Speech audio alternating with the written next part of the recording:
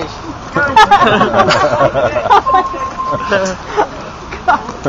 Huh? You're gonna get him hurt. Yeah.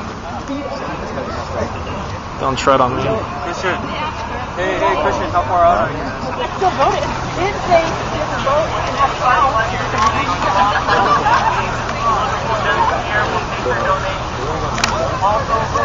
Wow, look at the run, man. This is so good. Oh, man.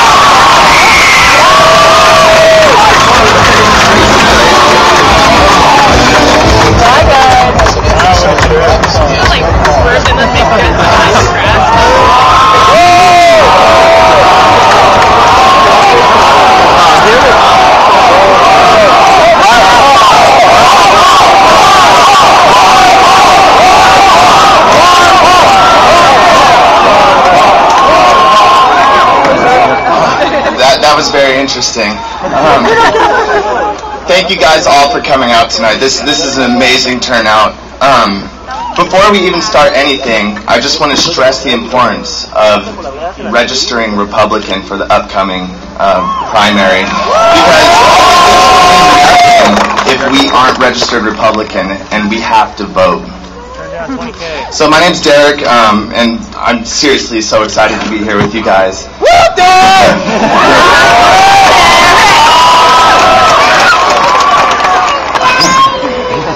I would like to begin by thanking the college Republicans, Youth for Ron Paul, the faculty and staff here at Cal State Fullerton, all my friends here. We all needed everyone's cooperation to make this possible. So tonight we have the privilege of listening to a gentleman that has dedicated his life to the service of others in both the public and private sectors. When he was called upon by his country, he served as a United States Air Force flight surgeon. As a medical physician, he delivered over 4,000 babies. And during his practice, he never accepted any payments from Medi-Cal or Medicaid. Instead, he either lowered the fees or waived them completely for those who couldn't afford them. He began his public service as a congressman in the late 70s and has been consistent ever since. He predicted the economic crisis and the bursting of the housing bubble. In 2007, he was the only person bringing up these issues, but nobody took his warning seriously. He is the biggest advocate of America's youth, who not only have the highest unemployment rate, but will be inheriting a debt that's over $15 trillion and is rapidly rising.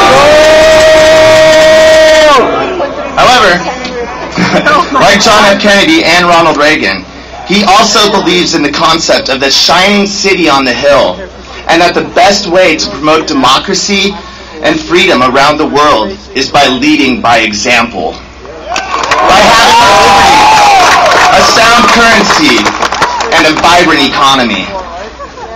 It is my pleasure right now to introduce to you Texas Congressman, the champion of the Constitution.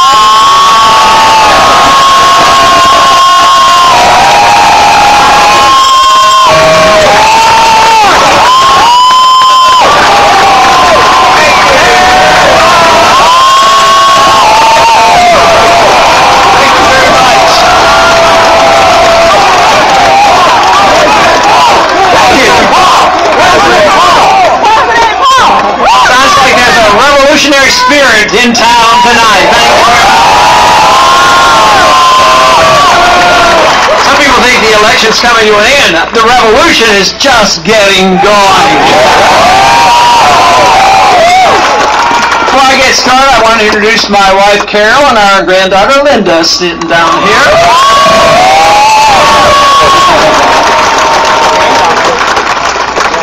Derek, thank you very much for that very nice introduction. Thank you all for coming out. What a wonderful evening. It's really, really a pleasure, and it gives me a lot of encouragement to see such enthusiasm because the issues are so vital, so important.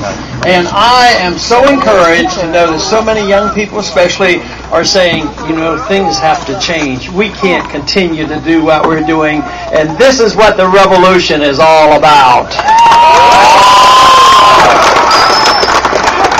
But it's a revolution that's a special revolution. It's a nonviolent intellectual revolution. It's not a brand new idea because it's more or less just a continuation of those ideas that made America great, and for some reason, unfortunately, they forgot about 100 years ago, and we need to revive that spirit of liberty once again in this country.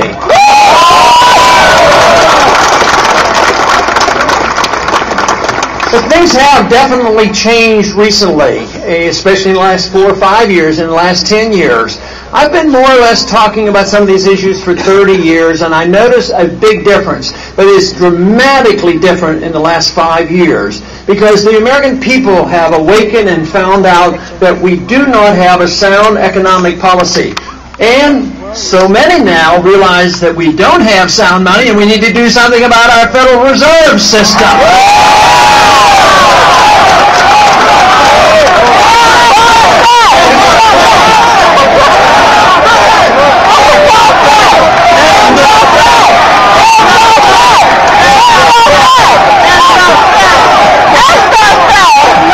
And sounds like a wonderful idea. Where should I get that idea? No, the monetary system is very vital. If you want to really understand the cause of liberty and the purpose of liberty and sound economic policy, you have to deal with monetary policy. But also something else has happened in the last 4 to 5 years.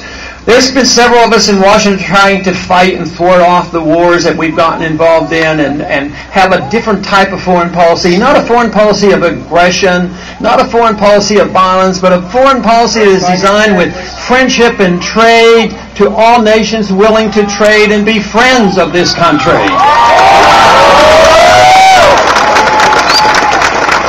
But for some reason, there's still a lot of people in Washington that don't quite understand that we are less respected and less liked when we invade countries, bomb countries, occupy countries, tell other people what to do, bribe their dictators.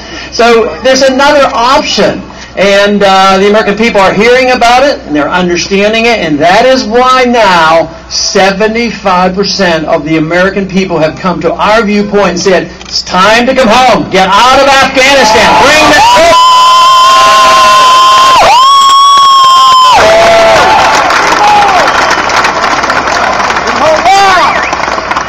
So there is a definite different attitude with economic policy, the Federal Reserve, and also the foreign policy. But there's also an awakening in this country that there has been a systematic attack on our civil liberties, and we have to stand up and say no more. The purpose of government is to protect our liberty, not to destroy our liberty.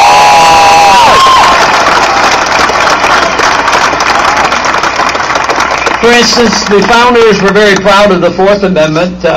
They wanted privacy. They didn't want the king and the military coming into their homes without permission and without warrants.